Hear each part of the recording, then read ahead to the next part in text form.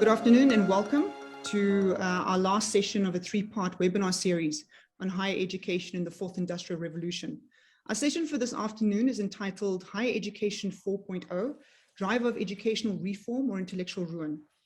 It is a question that has great importance for educators across the world, since with every industrial revolution, education has had to either adjust or reinvent itself. With the coming of the third industrial revolution, for instance, educators entered an environment where access to information is immediate and free, shifting the focus toward active learning pedagogies that place a premium on collaboration within diverse teams in a project-based environment.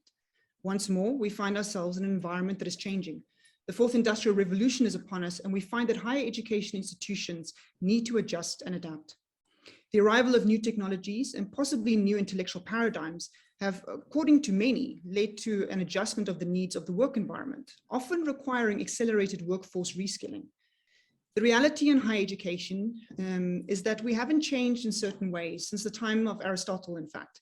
Students until recently would still assemble at a particular time in a particular venue to listen to the wisdom of academics and professionals. But with the coming of the fourth industrial revolution, and in particular the global outbreak of the COVID pandemic, a new form of higher learning institution has started to emerge, where teaching, research, and service altered with the advent of open online courses, virtual classrooms and laboratories, virtual libraries, and in fact, virtual teachers. This has led to new complexities for educators who are still aiming to ensure that quality learning is taking place. So the exact impact of this shift in society on education, where 4IR technologies have now taken center stage, is still unclear. But what we do know is that there have been profound and rapid changes, leading to a need for higher educations and institutions to respond. There is a belief by some that substantial changes to the science and technology curricula will be required so that students develop the necessary skills to work in rapidly emerging areas such as genomics, data science, AI, robotics, just to name a few. The idea is that such 4IR STEM curricula would reconsider the curricula of old within the traditional primary sciences, such as biology, chemistry, physics, for instance, and then place a higher premium on training in computer science subjects as a form of 4IR literacy. However, this is only one opinion held, and as I'm sure you will hear this afternoon, there are at least a few complementary, if not opposing views. The ultimate question we aim to ask is whether a hurried transition into the fourth industrial revolution has led to a degradation of the educational experience, or whether it's augmented it. Before we turn to our panel and discuss this issue in more depth, I'd like to present to you our speaker for this afternoon, Ms. Saadia Essa, from the Department of Computer Science and the Faculty of ICT at Tshwane University of Technology. Thank you for being here, Saadia, and we look forward to your presentation. Welcome to the webinar on Higher Education 4, Driver of Education Reform or Intellectual Ruin. The topic of this presentation is technologies of the fourth industrial revolution and opportunities to re-envision education within higher degree institutions. The presentation focuses on the impact of using AI technologies to achieve more intelligent and adaptive e-learning environments based on learners' learning style in enhancing learning. The approach that is presented is still work in progress and is based on my PhD research titled Personalized Adaptive Learning Based on Deep Neural Networks. The advent of novel technologies has unlocked new learning opportunities, creating a paradigm shift in the educational system.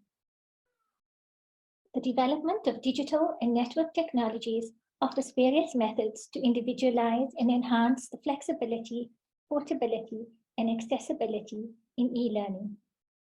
Moreover, a dynamic response of network systems and the emerging development of hybrid online, personalized approach to learning and a range of asynchronous educational resources have emerged with the fourth industrial revolution. 4IR technologies enable seamless integration of distance and remote education to occur, irrespective of time and place. In response to the current COVID pandemic, South African institutions have been forced to respond with agility through delivering academic programs in online and blended formats to ensure sustainability of educational institutions. In order to explore multimodal educational approaches, pedagogies have been adapted new technologies and learning management systems have been adopted for remote and emergency teaching and learning across various platforms. Technology advances, compounded by the COVID-19 pandemic, has fueled a rise in the online educational paradigm in recent times, as e-learning has enabled global access of information to learners. Such options naturally allows for unlimited classroom size, since there are no longer any physical limitations to how many e-learners we may teach at a time. This has led not only to a physical distance between the teacher and a learner, but also less personal engagement. In a class of 500 online learners, any opportunity for personalized engagement, which supported a teacher's personalized understanding of an individual learner, is lost. This amplifies the need to develop more personalized approach to e-learning for the growing student population to meet the requirements of heterogeneous needs of individual learners. A crucial factor that needs to be considered to improve personalization methods in e-learning is to adopt adaptive properties. Adaptive educational systems aim to enhance the learning efficiency, performance, and reduce cognitive overload issues through providing an optimal learning path and individualized content based on the knowledge, behavior, and profile of each individual learner. In order to provide effective, personalized, adaptive e-learning services and study resources that consider individual differences for adaptive learning, this educational approach should combine the ability to understand and detect a learner's specific needs in the context through analyzing and extracting students' individual characteristics in the learning context, as well as the expertise to use the appropriate learning pedagogy to enhance the learning process. Thus, personalized adaptive educational systems are built on the basis that the learning process is different for each and every learner. However, current systems offer the same resources for all users, irrespective of individual learner differences and needs. Therefore, these systems lack adaptability. The construction of an effective student profile and model that represents student characteristics such as learning style is important to consider in the implementation of an effective adaptive e-learning system. Differences in learning style is determined by the different approaches students deal with internalizing and learning material. Essentially, learning style refers to the way in which students prefer to learn. Learners learn in different ways. Certain learners prefer instructions, whereas others prefer doing it themselves. Thus, it is imperative to understand the types of learners and evaluate their learning style in order to adapt the content and the learning techniques according to their preferred way of learning to support learners more efficiently and effectively. Determining learning styles subsequently improves the learner's learning performance through engaging and motivating learners. Therefore, it is important to investigate personalized adaptive learning systems within e-learning environment that classifies participants based on their learning style and provides recommended resources to match individual learning style for an enhanced personalized adaptive learning experience. While there exists many learning style models to identify the initial learning style of a learner, we have selected the Felder-Silverman learning style model for engineering education to evaluate how students perceive and process information. It is considered one of the best models to use in adaptive educational systems, as it provides a detailed description of 4 different dimensions. Within each dimension are 2 opposite learning style preferences. In the information processing dimension, we have active and reflective learning style preferences. In information perception dimension, there are sensing and intuitive learning style preferences. Thirdly, in the information reception dimension, we have visual and verbal learning style preferences. In information understanding, we have sequential and global learning style preferences. Furthermore, the description indicates the types of learning objects that can be included in each learning style preference. And this is beneficial in the current research as it helps to determine learner style of learner sequences. So for example, visual learners prefer videos and pictures. Verbal learners prefer textual and audio. Through identification of accurate learning styles, adaptive learning systems can use the information to provide more accurate personalization, leading to benefits for students and instructors. The efficiency of a personalized adaptive educational system depends on the methodology employed to categorize and collect information regarding the learning style of learners according to learner needs and characteristics, as well as how this information is processed to develop an adaptive and intelligent learning context. Therefore, by identifying students' learning style with higher accuracy, adaptive learning systems can use this learning style information to provide more accurate personalization. Traditional methods to involve filling in a questionnaire. This has notable drawbacks. Firstly, it is time-consuming to fill in a questionnaire. Secondly, results obtained may be inaccurate, as students are not always conscientious of their learning style preferences, and therefore the results are inaccurate. And most importantly, learning styles are continuously changed during the learning process and are dynamic, whereas results from a questionnaire are static. Approaches to detecting learning style automatically based on the behavior of students while they're interacting with an e-learning system can assist to overcome these limitations.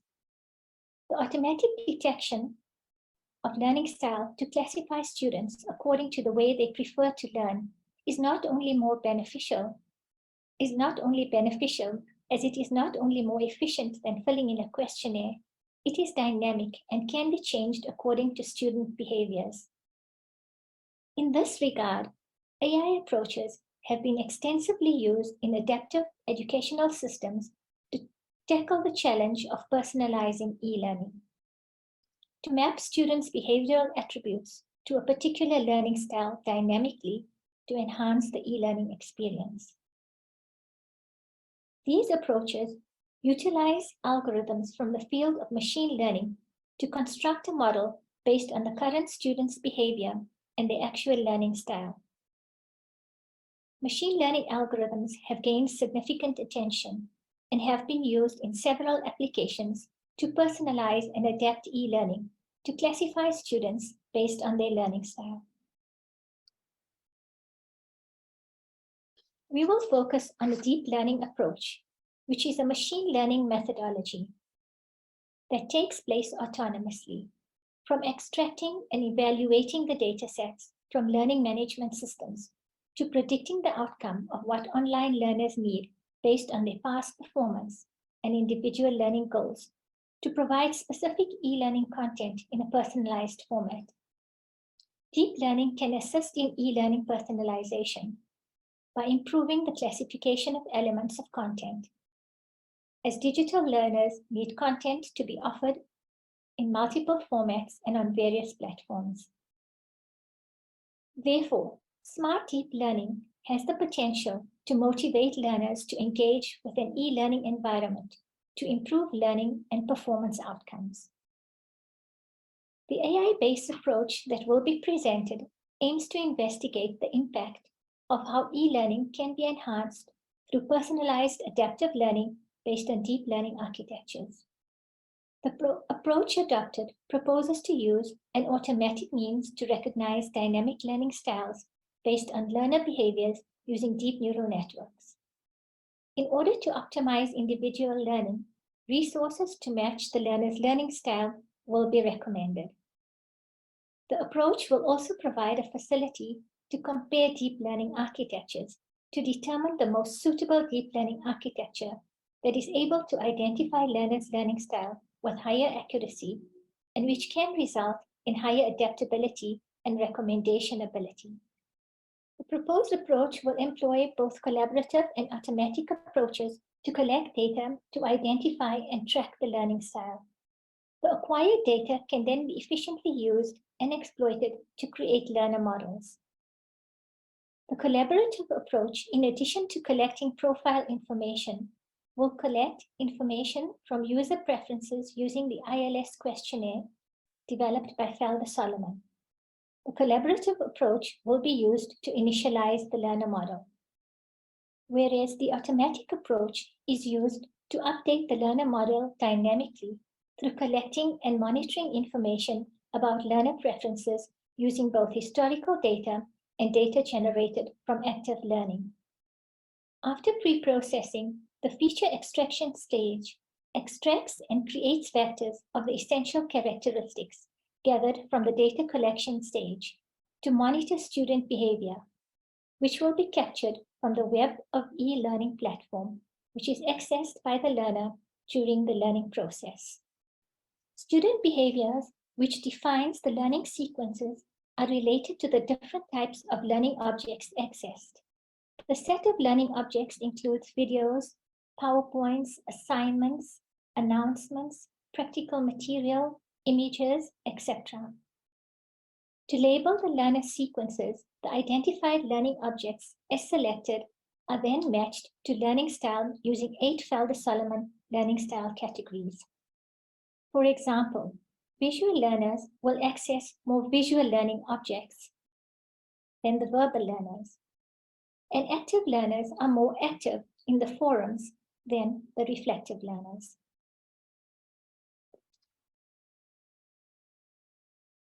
In the classification step, these labeled sequences will be used as a training data set that will operate as input for the deep learning architectures that will be used to identify and track the learner's learning style.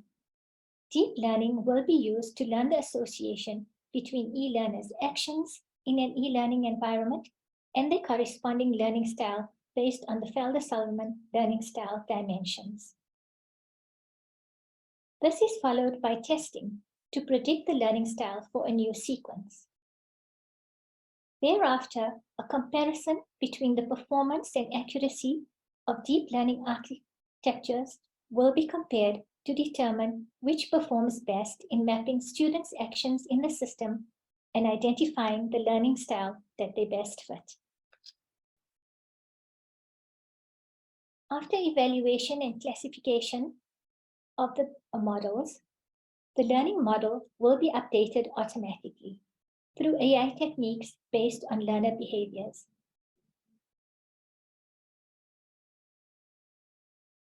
The application of this into an adaptive learning system according to the learner preferences is then implemented. In the adaptation process, learning style can be mapped to learning content to deliver personalized education for each cluster of learners based on their preferred learning style, which are identified using learner sequences. So in summary, the approach provides an automatic means to recognize dynamic learner styles based on learner behaviors using deep learning and storing them in the learner's profile, which is used by the recommender agent to provide the desired adaptability.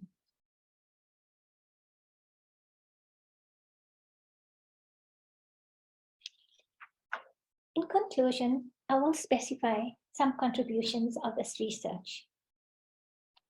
AI technologies associated with personalized adaptive learning can be integrated into e-learning to offer efficient and effective ways to address the challenge of personalizing e-learning of particular relevance during the COVID pandemic to optimize individual learning. The importance of such systems is due to the ability to assist educators to rethink and revise the learning design of their course to provide an enhanced learning experience. The efficacy of the personalized adaptive learning platform in a South African context will also be empirically investigated based on learners' perceptions from surveys and learner behaviors from machine logs. The impact of the tool will be established in terms of effectiveness in determining a learner's learning style. Providing personalized adaptive learning resources based on learner needs and creating an enhanced learner experience.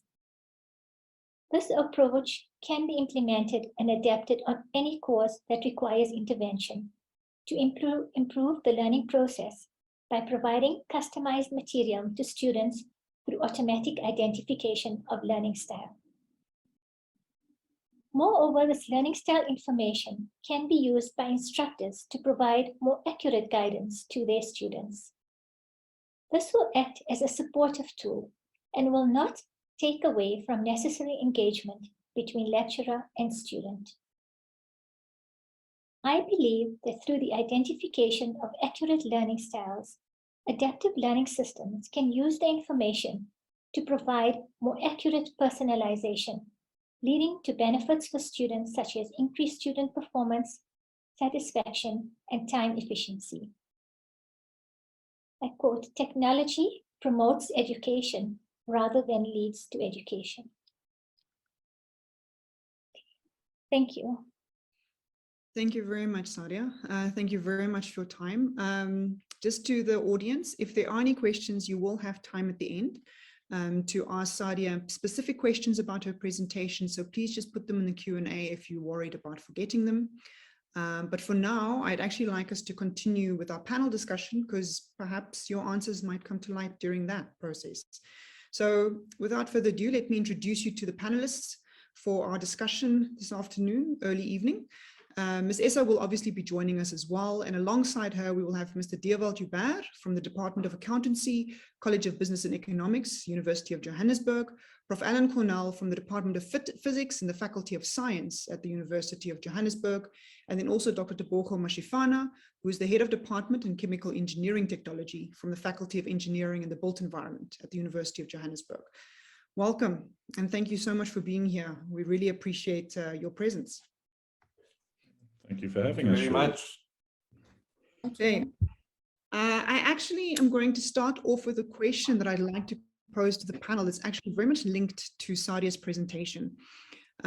Through technology, we've been embracing all these kinds of blended learning approaches, and it provides us often with an opportunity through these online platforms to provide our students with more resources. And Saadia's presentation is actually now pointing us in the direction of providing more personalized resources according to students' learning style.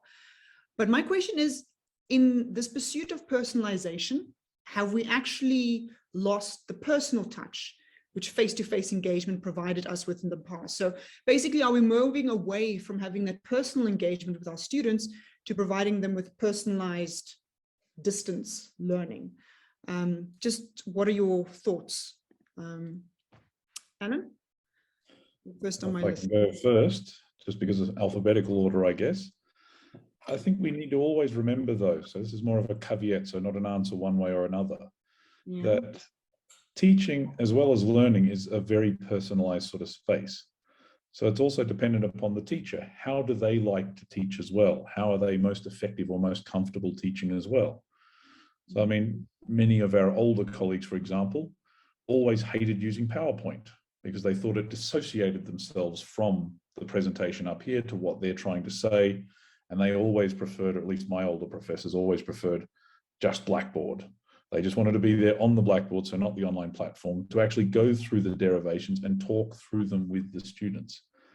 I think also on that sort of theme, it's interesting that Saadia sort of noticed that the collection of this, or building this learner model, requires the learner to engage in some way. So engagement is key. And I think all of the 4IR tools are always about, you know, collecting the data and processing the data appropriately for that field. So this does require the students to actively engage, and how you collect that data through that engagement. Whereas I think most of us who've taught quite a bit know that most of the students in, say, a traditional lecture, or even when we've tried online, largely are passive learners.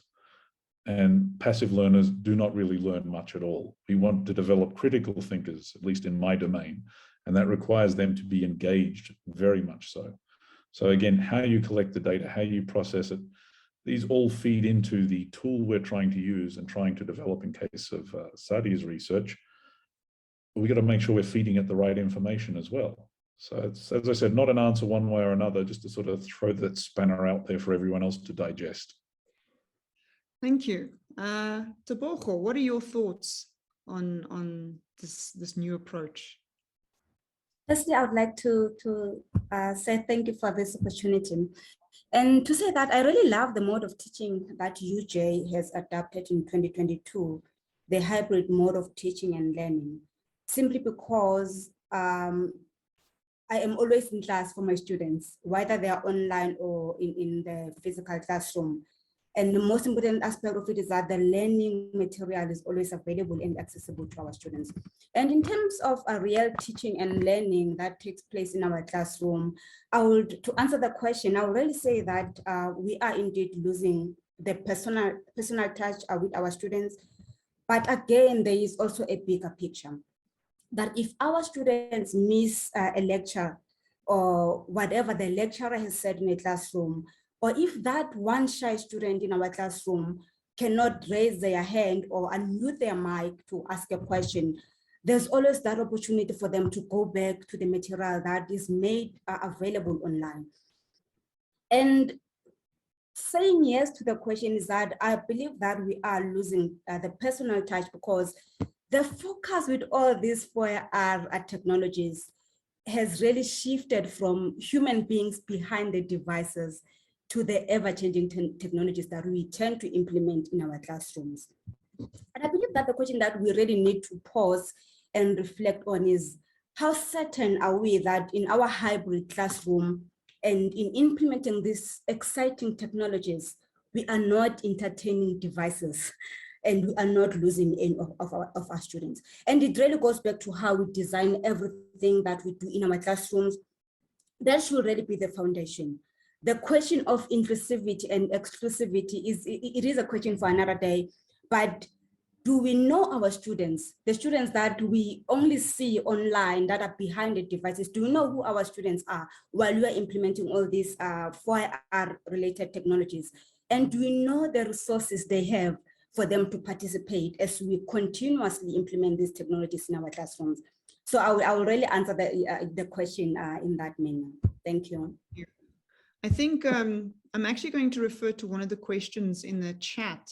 And Deerwold, actually, I'm going to turn to you for this. One of the questions in the chat's actually linked to what we're discussing, and it's asking, how related or different is this kind of profiling according to learning styles from profiling students? Because in essence, that is what you're doing. You're using their resources and engaging in an educational platform when you're actually profiling them to an extent.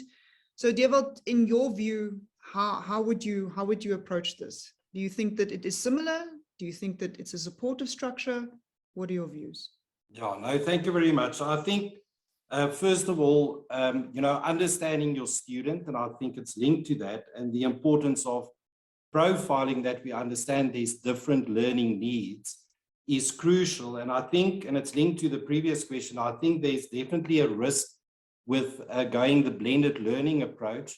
And I don't think necessarily it's technology's mistake. I think it's educators that get this wrong, where we start just adding all these different resources. Previously, let's say before we went the blended learning approach, if I got quite a bit of students asking the same concept and I realize they've missed that concept, I would plan in my next contact session that I'm going to do a short exercise on that specific concept and test that with them and have a discussion, where now it's almost, I quickly do a little video, and it might be still an active thing, but I upload that. And before you know it, you've got these zillions resources, and we might get to a point where, if you've got a problem, just go and look for the resource. So we become this provider of a library. So I think the learning needs is crucial. And I must say to Saadia, I'm really impressed, because before we planned this, we were briefly told what the study is about, and I'm really impressed because I think that's what we're going to need with all these tools that we've got and that speak to different learner needs. But how do we guide students through that process, that they're not overwhelmed and that we don't just throw stuff at them and it becomes a little bit of a cartwheel or whatever. They must just run through all these exercises and they actually then forget maybe to take ownership of their learning as well. And I'm going to throw another thing in the bush there, another thought is that, and it's playing devil's advocate, but with personalized adaptive learning, which I really think is great, but I'm playing devil's advocate. We also need to realize that students need to take ownership of learning as well. So they must also understand their learning preferences, and they must also, my question would be, and it's really just being devil's advocate, can I provide students with too much resources and expect them to choose what fits them? Or is it useful to have a tool that can do some of that selection for them? So that's also just a thought that I had, but I'm talking too much. So I'm going to end there, that we continue with other thoughts. Thanks. Thank you. Actually, I'm going to continue. I like the idea of the focus that's been placed on the fact that there's still the engagement needed from the student, even in this personalized adaptive learning, and they have to take ownership. So my question actually to Saadia, as the expert in this context of personalized learning, is we're creating, the idea here is that we create an environment where there's a personalized adaptive learning structure that supports them and gives them more personalized resources. When they step into a working environment, there's nothing that's personalized. Everything is done in a particular way, whether it's according to your line manager, according to a boss, according to a culture in the work environment. So in some ways, are we not doing them a disservice then? Are we not teaching them that there's this personalized environment that supports your learning, but in a work environment, when you still need to continue upskilling, then suddenly that support structure is not there. So what are your thoughts on that transition, Saadia? I think it's a very important point that you brought up, because we've noted, a lot of authors have noted, that the shelf life of any skill in present day environment is increasingly short. So new frameworks need to be developed to respond to this increasing rate of change and the increasing complexity and volatility of an employment. So that is why higher education, whatever students are currently learning at the moment, they need to relearn and they need to continue their education. And so 4IR technologies enables learners to take charge of their own learning environment so that they can be individualized learners and learn at their own pace. So even once you're in the workplace, you still have to continue learning. And a personalized adaptive learning approach is a guide. Your lecturer or your teacher is your guide, is no more giving all materials to you. So we can use the 4IR tools to adapt the content according to their different cognitive needs and to the different changes that is required. So I hope I've answered your question in saying that the 4IR technologies, even though it's not there in the workplace, it's something that you have to scale up to, because you're going to have to learn it all the time to keep up with your current profession. No, I agree with you. I think that's actually an extremely important point, is the short shelf life of skills these days. And I want to just actually shift gears a bit and just start speaking to the fact that with the use of these various kinds of tools that we have for our students to utilize, my question to the panel, actually, and anybody with an opinion, please speak up, is, has this, you believe, led to lecturers, academics having a recipe for their teaching and learning process? So are we still engaging with our material and with our students as we should? And are they engaging with each other? Or have we now kind of slotted into a recipe structure for teaching and learning because of the nature of the tools that we're engaging with? So I'm not sure who'd like to answer. I'm happy to jump in first on that.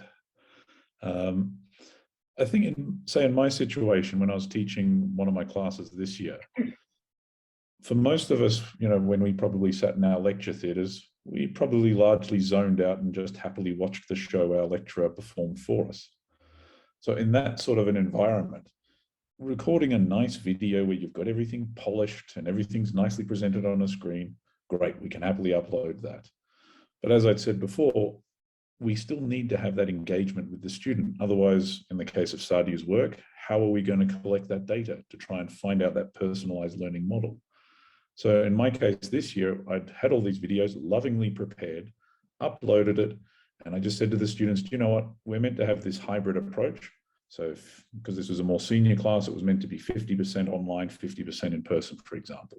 So I said, fine, what we're going to do, our in-person will be a flipped classroom, which the students had no idea what that was. But it was great. I put them in a lab situation instead of a lecture theatre, and we just had whiteboards all around us and just started to try and work through problems. Didn't work as well as I liked, but the whole essence was that they needed to engage because this was no longer a watch the show.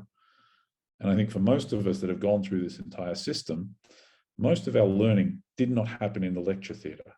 It happened with those engagements with the person next to us saying, do you understand what this idiot is saying? I think he meant this. And that sort of discourse was an integral part of the learning. And that's why my answer to the previous one was really about prodding the bear of saying, how exactly do we collect that data? How do we get that engagement happening?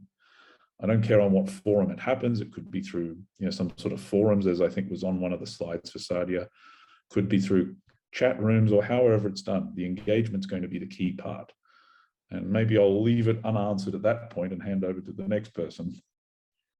Actually, what you said has led me on to another question that I'm hoping one of the other panel members is eager to answer. You spoke about the mistakes that are made in a lecture experience. And actually for me, that has often been a key teaching tool where I'm doing something on the board and I make a mistake. And I've actually utilized as a way to teach like a deeper understanding of whichever methodology I'm teaching. But it also shows your students that a mistake is fine. It actually shows them that we are also human. We also make mistakes. And I rely on them. You show me where have I made a mistake. Let's go through this together.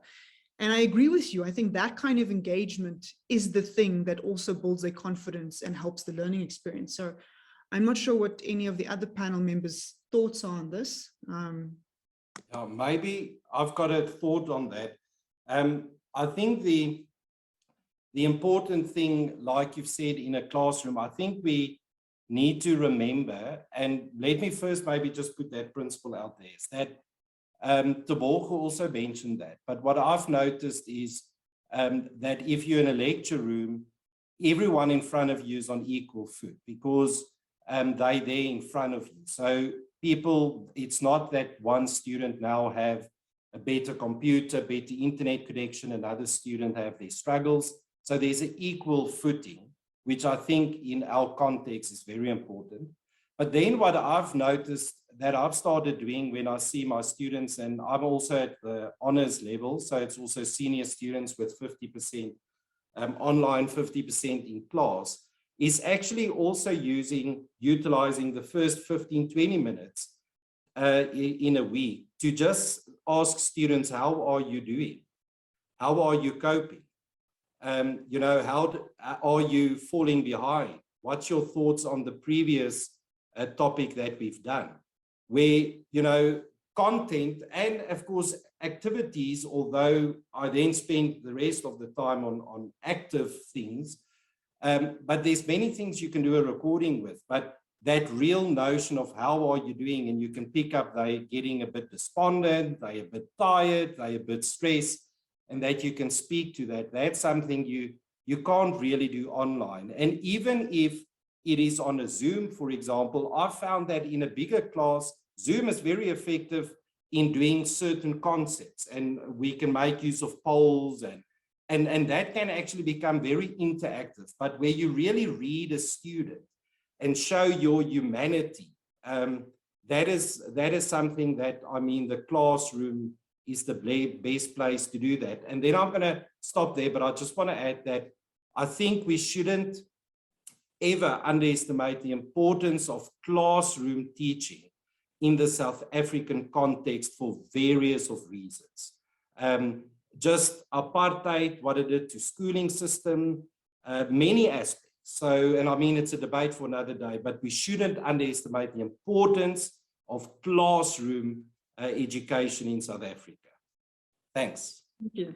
I completely agree with you. And in fact, I would go so far to say, I think it's also due to the South African culture, the way that we are just in terms of our natures. But I actually now want to turn to Tebogo and just take something further where you spoke about this personalized engagement. I think it links to what you were saying earlier, Tebogo, about that personalized engagement, but even further, just like Dewald was alluding to, we often guide our students. We give them guidance that goes beyond the chemistry and the physics and the mathematics that we're teaching them. And my question to you is, can we do that on an online platform? That guidance that you provide your students with, do you think that that's still possible? I think if there's anything the online tools or platforms provide us, it is that opportunity. I've actually seen that looking into the tool that we are using, or the system that we are using at the University of Johannesburg, which is Blackboard, we can actually be able to use that tool to guide our students. And it does not begin when we step in the classroom or our online classroom. It begins with the learning guide, our learner guide, and how we really map out our module. It's how we begin to guide our children. So we know that the learner guide is that contract between you and an educator and the student that we give to the student at the beginning of the semester. But it should actually not, I think we should move away from a learner guide just being a document that will communicate information. Through a learner guide, students should look at a learner guide and understand how, as an educator, you're going to map out everything throughout the semester. And when you now take that information and put it on Blackboard, which is a platform that we are using at the University of Johannesburg, you can actually map out everything there and ensure that you are providing that guidance. And I believe that really the online tools, 4IR tools that we are using in our classroom and platforms such as Blackboard, it actually gives us that advantage for us to be able to map out everything that the students need to understand for the entire semester. I don't know if it is applicable for all the faculties. I know that in the Faculty of Engineering, you actually can even, with the content pages that are provided on Blackboard, we can structure it in such a way that students understand that in week 1 of the semester, this is exactly what I'm going to be doing. And provide those guidelines to say that this is how I'm going to carry your hand throughout the platform. So yes, I believe that really the online tools, they do provide us with that benefit. But the most important thing is, how do we use these tools? I think that is the most important thing, that sometimes we have all these tools that are very exciting and we really forget about the most important thing. Can we boldly and confidently say that learning has taken place when we have used all these tools? I think that is the most important aspect. Thank you. I think I like the fact that you use the word tools a lot. I think the idea is that they support, which is what I think Saadia was saying, rather than replace the actual academic and the actual engagement. The next question I'd like to pose to the panel has to do with basically promoting rote learning through the 4IR tools that exist versus critical thinking. And I'm going to ask the difficult question, with the 4IR tools through online teaching, how do you think we can still continue to promote critical thinking skills and developing those in our students? So I think I used that phrase before. I'll happily jump in first again. I think I actually quoted this to my dean last week when chatting with her. Richard Feynman, a very famous physicist, had said, a good physicist should be able to solve any given problem at least 6 different ways. And I think, as we've all been saying, how we use these tools is the most important thing. I don't think any of us are opposed to using various sort of 4IR tools. It's how we use them. And we want to promote those, at least in my domain. We definitely want to promote critical thinking. anyone can be taught to just memorize things. But getting the right dispositions out of our students to think outside of the box, to have, creative solutions to problems. We've got to be very careful about how we do this. Most people, and I'll use that term very broadly, see the 4IR and teaching online as just, I'll record a video, we'll maybe have an online chat forum, and that's it. No, if we want to use this properly, we need to think about how our assessments work, how this all links, because curriculum is all about not just the presentation of content, as I think we've already said, but also discussing around that content, promoting discussions between the different colleagues involved and the different students involved, etc. So maybe just to finish off on my point, because I can see Saadia's got a hand up. I think one comment I will take issue in her presentation is this idea that just because it's online and just because it's 4IR, we can upscale to as many numbers as we like. No, we still need that personalized touch in there somewhere. And that always takes time for one lecturer to speak to each and every student or each and every group of students, however you want to manage it. It's still going to be a finite number of students we can actually try and teach effectively. Thank you. Saadia, do you want to follow up on what Alan has said, in particular, because it refers to your presentation, please? Yes, absolutely. I think it's very valuable what he said, because I think as teachers, we tend to adopt more of a computer-based educational technology into the classroom. It becomes easy to focus on the tools and not on the teaching or the learning. So critical thinking encompasses the skills, disposition that foster problem-solving, reasoning, and self-regulation. The pedagogy used in the teaching and learning impacts on the critical thinking rather than the technology. So we need to focus on having, on producing the correct materials to students, on adjusting the content that is provided. So through collecting information about learner preferences, we can give them the content according to their cognitive needs. We can also adjust the activities because every learner learns differently. So you want to give them activities according to their standard. So it actually, we are guiding the students according to their preferred way of learning, according to their cognitive levels. We can also look into the individual learning assessment, how we assess those learners as well, which is also important to see that they have actually learned the outcomes that we've required for them to do.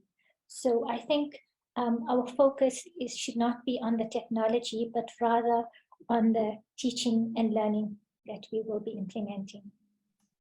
Thank you, Saadia. Tebogo, do you have something? Yes, I just want to also add on that to say that whether or not we are promoting rote learning or critical thinking is in how we deliver the learning material in our hybrid classroom. And most importantly, how we design our assessment. I really believe that the assessment design is a very critical element in the blended learning environment. And if we really focus on, as educators, if we tend to focus more on the lower order thinking skills as classified by the Bloom's taxonomy, I'm afraid we will really, as teachers, be promoting the rote learning. We need to design we need to be very conscious when we design our assessments and design our assessment to be able to classify at what level are we pitching our assessments. I think that is very, very important. And really blended learning, it cannot be an environment where we still ask students multiple choice questions. I think we really have to look at Bloom's taxonomy and look into where are we pitching our assessments in the classroom, in our hybrid environment. Thank you. Is it possible for me to quickly come in? I just want to agree with what everyone has said, but I want to also just highlight the importance of assessment. So, assessment drives behavior. So you can have all these activities, but if students know that the assessment ultimately looks a certain way, they're only going to worry to pass that assessment because they need to pass the module. So I think what is very important and in the blended learning environment is different forms of assessments, ways of assessments, collaborative assignments where students can speak to one another. You know, something we've done now with students returning to campus is consciously trying to look at our program, and there's lots of constraints, but to keep in mind that we actually schedule our classes that students are forced to be on campus, that they can hopefully have discussions with one another, etc. But I'm a little bit going off the point. So assessments is an important one for me. And then I want to share with you something very quickly where 4IR can actually assist us. So it might be a little bit also subject specific, but in our environment, our final exam to enter into the profession as a chartered accountant requires a case study method, and you need to deliver these tasks and you need to deliver a professional response. So of course, it's the application of the theory, but there's also professional skills. Did you understand the context of the issue? Do you understand the audience and what it means to them? So lots of competencies that's assessed in that exam. And I'm involved in a company where we provide tuition for these students preparing for that exam. And we actually make use of technology where we can actually assess students' professional competence through AI. And at this stage, it's not extremely accurate, but I would say it's 80–90% there. And we've never used it for a formal assessment, so that is assessed by professionals in practice. But what we've done is with shorter assignments, we've sent it through that AI, and it gave students quicker feedback. So another tool would be where you use a tool like that to give quicker feedback, but the students know before the time it is AI assessing that. And we did get some anomalies, but they were quite excited to also see what AI can do. So it's a little bit of a long spiel, but I just wanted to speak about the importance of assessing in different ways, but also that there's quite a bit of technology and exciting stuff on that forum as well. Thanks. Thank you. I think what's coming across very clearly for me is the fact that if you maintain the understanding that this is a tool that supports you, it's not in any way a replacement, but it's something that you need to utilize, and you need to utilize it effectively, understanding that you still need to maintain quality of learning, then it seems to be balanced out. But I actually now want to take a step back from assessment and ask a question around curricula. There's been a lot of push in terms of developing curricula, specifically aimed at the 4IR, and we need to focus on these subjects. But there have been more than one instance where I've spoken to an academic and asked them about, do you have like a robotics program? Do you have a data science program? And in actual fact, a lot of the 4IR themes people have been teaching in their classroom for many years because it's part of their field, whether the field is computer science or electrical engineering. So my question is, to what extent do you think that 4IR is going to lead to this huge change in our curricula? Do you think that basically we need to move away from the primary sciences, or are those still drivers for good education in our students in a higher degree institution? I'm not sure who wants to go for it. Well, I can jump in first again. I seem to always be jumping in first, but I think this is going to be very field specific as well. So in physics, where I am, obviously we're trying to develop models or build models, be the mental models or whatever, to predict what is happening or explain what is happening in nature. So our ultimate arbiter, as I often tell my students, is the universe. I'm only standing in front of you just because I've been around a little bit longer.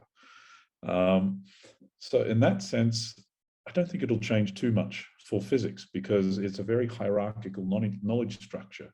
We need to understand what's going on around us in terms of, I throw a tennis ball, I want to work out how that's moving. That requires studying gravity in a certain sort of way. We don't want to be too sort of, as things get a little more, say like quantum mechanics, where there's a few different possible interpretations, we need to present all of those as well. But there are certain things that certain threshold concepts which have to be crossed as we develop this. This is maybe specific to just the knowledge structure within my field though, so it may be different elsewhere. I don't know if that's gone off topic too far, but I'll leave it maybe for others to comment on. Thank you. If I can just also jump in there, I really believe that for engineering, chemical engineering, the 4IR tools may not really change the fundamental principles in terms of chemical engineering. But I really believe that we will get to the point where, for instance, currently as it is, when you're looking at most institutions or how we deliver our lectures in our classroom, we still look at textbooks and we, for example, we refer to a valve or a pump. Students are looking at the textbook, looking at the valve and the pump. They do not really understand the mechanism within that. So 4IR tools will be, I think we'll get to the point where really, if we want to move to where we're supposed to be in using these tools, where we get to the point where we were really implementing these tools in our classroom, instead of just looking at a pump or a valve on a textbook, we can actually develop these models. I know that the Faculty of Health Science is doing this so well, that we can actually come up with virtual reality, VR, whereby you showcase a pump or a valve. And not only that, not so that the student can just understand the components of a pump, but what really happens within that pump. So I think that is where really 4IR tools at some point will get to the point where it really enhances the way we teach and really improves our teaching and learning experiences for us as educators and our students. Yeah. Thank you. Maybe if I can quickly just jump in here. So, I mean, I'm in a total different field. I'm in business and chartered accountancy. But for us, that I think, of course, there will be touch points. But for us, it's just so extremely important that our students are critical thinkers and logical thinkers. So, you know, one needs to be aware that certain things are possible using technology, so that we have more effective ways in providing assurance if financial statements are accurate, or if I need to value a complicated business, that there's tools where I can get all of this information and understand it better. So, you know, there's almost too many tools and things you can do, but it's rather the ability to identify and have this logical thinking to say, surely the way we do this can be easier. Surely if that information is available, I can use that and convert that data into useful information. So it's more that skill. So yeah, so, and it's a difficult one. How do you open up that skill? So of course we share lots of case studies and share ideas, but for me, it's just back to critical thinking, you know, and it's that notion, and as Saadia has said, I mean, information and things change in so many fields, but do you have that ability to just continue learning and solve problems in practice? So that's me. Thanks. So Thank maybe you. It's a case of, sorry, Cherise, maybe it's a case of we have to get back to teaching logic. I remember that when I did my undergrad maths, we had a course just on, we called it numerical methods, but it was completely ambivalent as to what programming language you were using. It was just focused on how do you write down flowcharts and things like that, which would be useful in even the Volts field. So that sort of development of logic is perhaps lacking if people get distracted by all the bells and whistles of new tools. Yeah, I actually agree. I think that algorithmic logic thinking, it's actually fundamental in so many different fields. For me, the social sciences as well as the sciences, and even engineering. I have one last question before we turn to our audience, and I'd actually like to pose this to Saadia. Basically, I think what was something that Deval said earlier is that students are on an equal footing in a classroom. And so my question is, given the fact that we know that some individuals don't have easy access to these kinds of technologies, whether it's because of lack of internet, lack of data, not proper infrastructure, whatever it might be. To what extent do you think, especially in a context like South Africa, is this actually providing students with global or South African access to higher education? Or are we actually leaving people behind as a consequence because of the requirements for them to engage with this kind of education? What are your thoughts, Saadia? I think actually AI technology can assist us to help students that are struggling, so we can collect information about individual learners based on where they are in their current studying if they are finding certain concepts difficult, if they are having access issues, we can look into the login information, track their records to see if the material is sufficient or insufficient for them, and we can give out more material, customized material, additional material to whatever their requirements are. So we are in fact doing a more personalized approach, that we are considering each and every student on their own basis. By analyzing their data, by looking at their login information, we can see how much access they have. Another thing, obviously, we have access to videos. So obviously, if you know somebody who does not have sufficient data, we can output videos that are shorter, smaller, that are that get across the concept, maybe using less bandwidth, and perhaps put content in a different format, using PowerPoints or text documents according to their preferences. So I think definitely AI technologies can assist to overcome this technology bridge that we do have in South Africa, to consider individual differences and support all our students equally well. Thank you, Saadia. So thank you to the panel for very interesting discussion. I actually want to just quickly now turn to one of the questions that's been provided in the Q&A. So basically, this individual learned social sciences as a part of their psychology degree, which has now stopped being available as a degree of choice at UJ. And the question is, if we believe that practices like psychology and sociology can still thrive in the fourth industrial revolution. Well, perhaps as just a question, or throw a question back. One of the hallmarks of most of all the industrial revolutions is a dramatic shift in how employment happens. So with our first industrial revolution, I think we went from an 80% agrarian sort of society to one that was barely 50%. But to compensate for this, new fields opened up. Now, if this is really a fourth industrial revolution, we should also expect that there will be an upheaval in employment sort of field. But as I think we've highlighted this evening, getting the personalized engagement is still going to be absolutely critical to developing learning. And who better to help guide people than another person?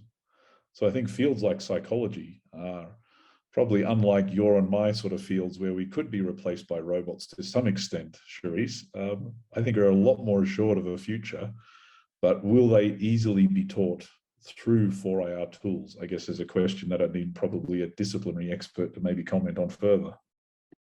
I agree. I was just thinking now, if you just think of the impact that 4IR technologies have had on society, on our students' ability to engage, to write easily, how they socialize with each other, there have been so many impacts on societies and on the psychology of individuals as a consequence of these 4IR tools, that in actual fact, I cannot imagine a situation where those fields become redundant or not useful. For myself, I did a Bachelor of Arts and I did philosophy and history. And I've actually found that, like the logic you were speaking about, Alan, the courses I did there have supported my ability to be a better scientist.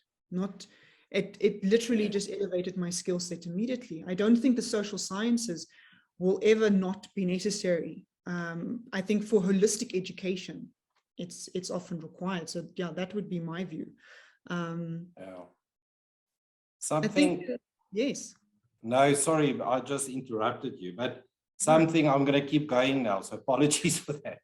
But something I just wanted to add is the importance of educational psychology in understanding for critical thinking, and for us as educators, that we can design our programs properly. But not only that, and I mean, I'm not an educationalist, but what we've done is we've actually introduced in our syllabus as part of a module which is very much built on skills.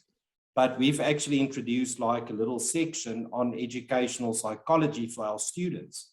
So where we believe that if they have the knowledge how educational psychology work, and especially problem solving, the value of the thinking aloud method, sharing ideas, how did you get to that solution? Let's debate that. we share those theories with our students because we believe we empower them then to understand their own learning more. And then last thing I want to say in our field, pretty much in South Africa, we had in the past where if you study towards a business degree, that we were very much focused on core subjects. So you have your economics, business management, you've got your marketing, accounting, taxation, commercial law, etc. We are starting to see a shift in all universities starting to go back and say, no, but in the first year, you know, we need actually psychology and we need philosophy and we need other subject fields to give that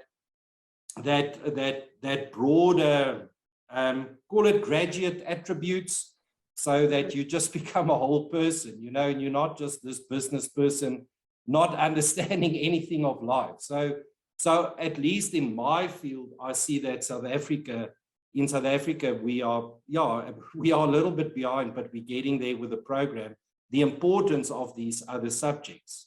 So no, I think the social subjects is more important than before, I think. I agree. I completely agree. Usipile, you had a question. Would you like to pose it to the panel? I'm actually a former student of Dr. Anthony's. It's just back then he was just Anthony to all of us. So I'm very proud to see that happen. But that aside, in my psychology degree, I took on sociology, philosophy, as well as psychology. So with the fact, I'm now doing my honors in sociology at UNISA. So the fact that you're having this conversation for me on online learning, you know, I asked my question because I don't feel like I'm getting edified as far as what I can practically do entry level, you know, with my qualification. You know, it's just been hard to understand where exactly what jobs they can do given the whole lockdown space, that everything had to be just like the first professor said. I liked how he rephrased the question, where he then added that, you know, the job titles got more specific. So I feel like we as social scientists were left at a disposition and a disadvantage following the fourth industrial revolution, because we no longer understand where to fit, and that there's no edification between online learning that's done at, no offense to anybody, UJ, but at UNISA, because I still find myself wanting to come back to UJ, you know, at least back to Dr. Anthony, where, you know, I understand my work, but so yeah, I really just wanted to hear your opinions on how moving forward practically one can go about finding a job that social sciences can actually affect. I think probably as a first comment from myself, it's not just your field that's been upended with all the buzzwords going about in industry. There's a lot of misunderstanding around the different skills required for certain positions, and a lot of bad labeling of positions given the skills that they say that they want. So I think at the moment, there's a lot of confusion across the board and across different fields in terms of taking skill sets and aligning them with positions in industry. I'm not sure what my colleagues think from the panel. If I can maybe just come in there, I believe it should be applicable for all the fields, in all the fields, that when you really conduct research to find out the skills that are most important for the YR era, you'll find that the technical skills are somewhere at the bottom there. So I think maybe looking into some of the soft skills, that may be very important, and which is something that has been ignored for ages and ages, especially in our teaching and learning platforms. I believe it is that we really have to, I agree with you, Cheris, that it is not clear what is it that what skills are really required for this era. But if we conduct research, you'll really find out that it is not really technical skills somewhere at the bottom there. it is really about those soft skills. Are we able, critical thinking, we've been talking about that throughout this session, critical thinking, are we able to solve problems? Those soft skills. I think for one, really, if you say that, you know what, I'm preparing, I think we are all at that stage where we are preparing ourselves for the world that we do not know. But really, it is through research that we can find out, okay, what is it that may be relevant for me as a chemical engineer? And it may not be those fundamental principles of a chemical engineering in terms of the technical issues, because that we know, that we are equipped with. I think those other skills that we were ignored for so many years, those may be the skills that are really relevant for the 4R era. Thank you, Tebogo. There's another question, I think, from Chindo. Would you like to ask your question? Actually, yeah, I had initially, I talk from Namibia. I'm working for the University of Namibia. And I teach some studies related to reflective teaching and learning, and then student profiling, okay? I've always maintained the fact that the students, this is what I had posted actually, the students that we work with are human beings. And if we do not thoroughly understand them, especially when the class sizes are smaller, we may talk about critical thinking, we may talk about some personalized form of learning, but we may miss the mark. I insist, for example, telling my students that, listen, this is knowledge about this work that we will go through right this year. And but I would not want you to stop there at knowledge. I would want my students to demonstrate to me that, yes, this is the knowledge. These are the skills that we will actually have developed, kind of derived from the knowledge that is here on the table. And after they have known and the skills are developed, I want to hear what the community is saying about them.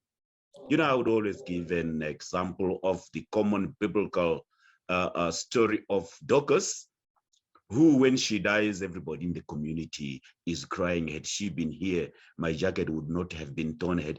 They are trying to say Dorcas knew about sewing. She showed the skills. She converted sewing into jerseys and trousers and so forth. And now the community is appreciating what Dorcas used to do in the community. Until we reach that level of knowing our students, that this is how they learn, this is how they can actively be engaged, and this is 1, 2, 3, this is their learning style. 1, 2, 3, this is their learning style. 1, 2, 3, whatever the size of the class is. It's unfortunate that some classes may be too large, but until we begin to know who these people are that are in front of us, we will not actively show them that they can actively be engaged with their own learning. They can actively be engaged with their own peers. They can actively be engaged with us that are called the lecturers. Even in the assessment time, they would have known that I'm likely to be assessed this way because I'm actively ready to answer in this manner. This is the contribution that I wanted to bring to the discussion that is before us this evening. Thank you. Thank you. I take your point. And I actually think that understanding makes me start to question whether there shouldn't be more limitations in the size of classrooms. The reality is, when you've got 500 students sitting in front of you, a true understanding of those individuals is probably near impossible. And then that starts saying to us, well, to what extent should we then make sure that we have the resources to support smaller classrooms specifically for that kind of understanding? So thank you very much for that. Steve, your hand is up, apparently. Do you have something to ask or to contribute? Yes, I do. I would like to make a comment. A number of the panelists and speakers and attendees tonight have sort of emphasized and repeated the point that the best sort of learning happens when there is some individual relationship between the teacher and the student. and that the technology is a fairly blunt object and cannot give you that sort of nuance. I would like to take another view and an opposing view, and it is this, that education cannot scale to the number of people in the world who need to be educated. You can scale the number of students. Of course, there's an enormous amount of supply. You can't scale the number of teachers because there is a limited supply of good teachers. And if you take the demand of students who need to be educated versus the amount of supply we have with teachers, there is an imbalance that can only be fixed by the technology. And therefore, I'd like to propose that the solutions which sort of mandate or are biased towards this teacher-student interaction as the best form of learning, which there is.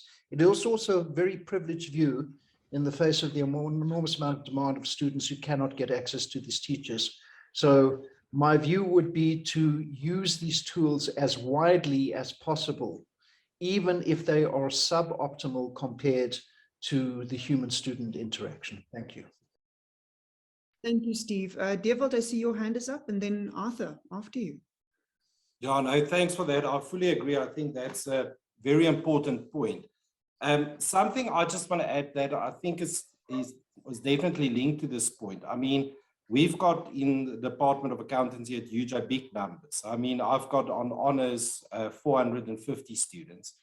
And what I've noticed is that I don't know each and every student, but what I can do is work on a trust relationship so that students can relate to me, that they know who I am.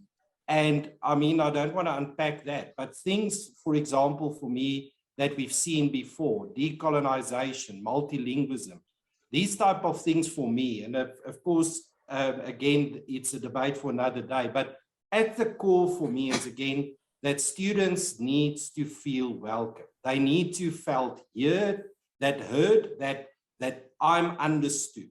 And that is something that we work on hard through our assistants and tutors and, you know, younger generation lecturers that understand students better than me, where I sit with them. But ultimately, the point I want to make is that I think we can still have big numbers, but we need to make sure that there's this trust relationship between the educator, the guide by the side, and the student that takes responsibility as well. So even if we scale, there must be something where there's trust. You know, I trust this process, I trust this institution, and that is something where we need the psychologists to assist us as well.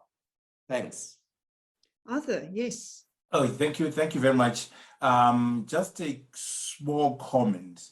I think what we need to do is to understand that these 4IR tools are just that, tools, a means to an end. Content is important. The quality of the content is important. So as teachers, as educators, must always strive to produce good content, which you can then deliver using the 4IR tools. Secondly, we must find a way to drive and inculcate the traditional educational values, self-motivation, hard work, ambition, curiosity.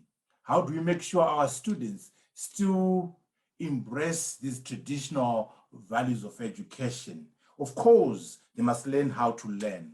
Of course, they must learn how to think. Of course, they must master critical thinking and problem-solving capabilities. Then the last aspect is the issue on content. What in America they call liberal arts education. We want to produce an engineer who can read and understand the Constitution. We want to produce a lawyer who understands a bit of coding.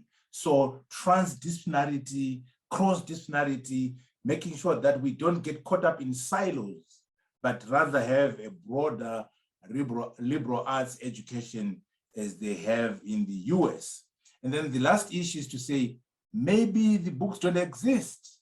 If you said transdisciplinary education, maybe we must think about writing new textbooks, writing new journals, new papers, new manuals from which to teach. So I just thought I could add those few points to the discussion. Thank you.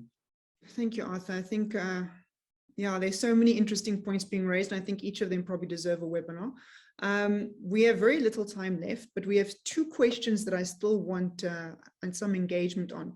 There's a question from Tshwane, who would like to find out how lecturers have been able to motivate learners to embrace online learning.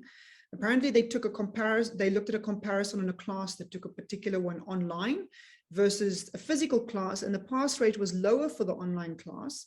And how can learners fall in love with online teaching and online lecturers? I'm just going to make one comment that it's not necessarily whether students enjoy online learning. There are so many factors that come into the differences between a physical and an online class.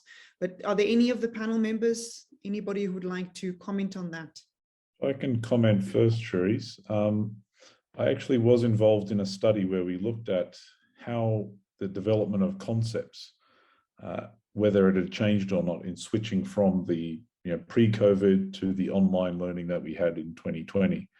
And we actually found that it didn't change in the first year physics cohort, at least at UJ. And the reason for that is because of the engagement of the lecturers and the tutors. And the lecturers and the tutors actually admitted afterwards that they put in twice the number of hours that they had beforehand. So it is possible to do, and I'll maybe just leave it at this point, but it can actually be a lot more work. Whether they can do it effectively or not going forward, I guess that's what happens as we change our adragogy. I want to use that word instead of pedagogy because we are dealing with adults. So I think that element of trust that is easier to establish in person is one of the things that will help you get your students on board with online learning, but it is trickier when it's online. So that makes a lot of sense. Our last question I'd like to is from Usipile again. I'm just going to read it out if that's all right. So Usipile started a mental health initiative and entered Miss South Africa. The soft skills that she learned from her degree only seem practical in a setting where she engages socially, but really isn't a living to be made. As far as platforms are concerned, struggle to endorse online learning. How does UJ welcome the millennials who receive how we feel, navigate choosing an actual practice? I'm not sure if that comes across well. Sophia, would you like to maybe elaborate? Sorry, yes, please. I think I was typing too quickly. What I said was, how does UJ welcome the millennials who receive how we feel, and how do they then help them navigate choosing an actual practice? I think it's probably extremely field specific, I'll be honest. That's fair. Navigate that kind of context. It's very field specific. And in some instances, very, very industry specific and organization specific. Navigating things like that, I think there's only so much that can be done by your lecturers, to be honest. I'm not sure how any of the other panel members feel. Just a thought from my side, and I might misunderstand the question, but I think something, I've just realized since I've joined academia, the importance of having academics that is diverse in age, in all aspects, that you understand students better. So we often have discussions. I mean, we actually once a year get somebody in to speak to different generations, how they see things, to try and understand students better. So that is for us, again, to understand our learners. So I don't know, because you speak to millennials, so that's just the thought that I had. But I just think, it's so important in this environment that's changing so quickly with technology, that, generations that's 10 years or people that's 8, 9 years apart, and I don't know how you define generations, but, are so different, and their experiences are so different, and how they act socially is so different. So that is such important knowledge for us to know, how to learn. So to give you an example, there's quite a bit of our subjects that gives their students TikTok videos to make as part of assignments. Now, I mean, you can see I'm quite gray, but I'm like, when they told me that, and I'm head of teaching and learning in our department, I was like, sure, convince me if this is going to work. But it worked extremely well. And And again, that's just understanding your generations and what people like. So I don't think that was your question.